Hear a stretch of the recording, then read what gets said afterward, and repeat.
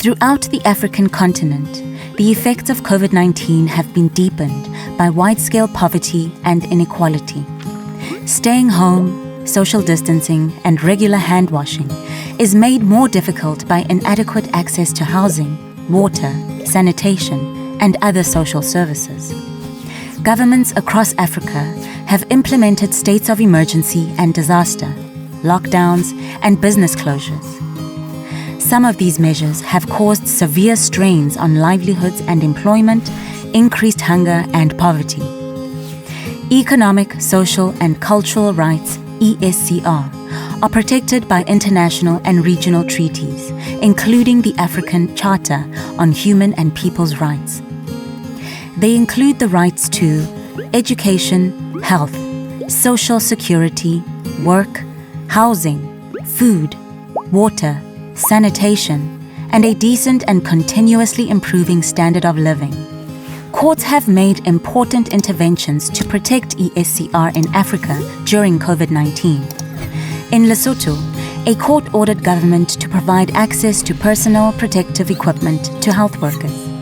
In Malawi, a court declared lockdown restrictions unlawful because government did not simultaneously implement adequate social relief measures to compensate for losses of livelihoods. In South Africa, a court ordered government to continue providing food to school children, even during school closures.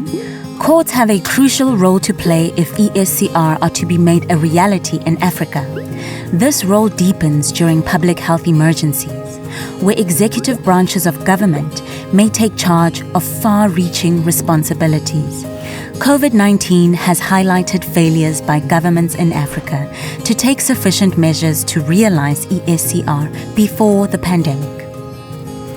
In Uganda, for example, underinvestment in the public health system and inadequate regulation of the private health sector hampered the ability to prevent, control, and treat COVID-19. This resulted in courts ordering the government to regulate the exorbitant prices being charged for access to oxygen supplies. Evidence-based policymaking is crucial in the responses to public health emergencies. In Madagascar and Tanzania, unscientific views about COVID-19 in government significantly hampered the rollout of COVID-19 vaccines, putting people at greater risk of sickness and death. From east to west and north to south, many constitutions in Africa provide legal guarantees for ESCR and allow for them to be protected by courts. African governments can and must continue to budget and plan for the full realization of all ESCR. Where governments fail to meet their international and domestic ESCR obligations, courts should continue to find innovative ways to give effect to these rights without fear, favor, or prejudice. Governments should accept that this is an appropriate role for courts to play. African countries must do this to prepare for future public health and climate emergencies and redouble their efforts to eradicate poverty and eliminate inequality.